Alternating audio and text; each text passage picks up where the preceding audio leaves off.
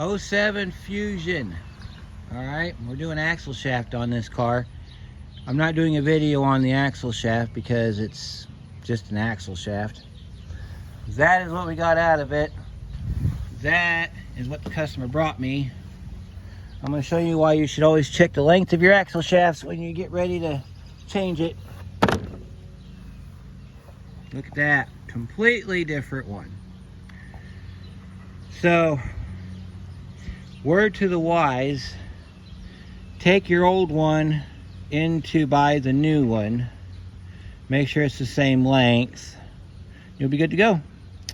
So, just wanted to do this real quick. Oh, and by the way, this is why we're changing it right here. This sucker is about to become Bluetooth. So, I don't know how long they've been driving it this way, but I noticed this when I put the tensioner on this car and I told the customer about it. Here's the front of the boot still right here on the shaft, so the whole thing just disappeared. And then of course this one's too short, so I'm off to get the new shaft for it, and thought I'd make a quick video to show you guys, if you're doing your own axles, make sure they're the same length. This car here is not a 6-speed. They have an axle for a 6-speed. I think the 6-speed axle is for the V6 model. This is the 4-cylinder model. This is just your basic 4-speed automatic car. So, something to tell you there. Oh, and a tech tip for you. Since these axles are a bear to get in and out, they have to go inside this little horseshoe looking thing here. I found it is much easier if you're going to take the axle out. Drop the strut. Opens it all up down there. See, I'll show you. See down in there? That's where our drive shaft goes in on that stub out right there. Goes over that ring.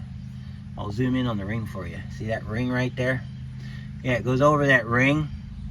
And when you're trying to get this in the car, it is a pain in the neck to get it in the car. Especially because you're supposed to be able to drop that ball joint right there and swivel this out of the way, and that ball joint gets stuck and stubborn and it does not want to move.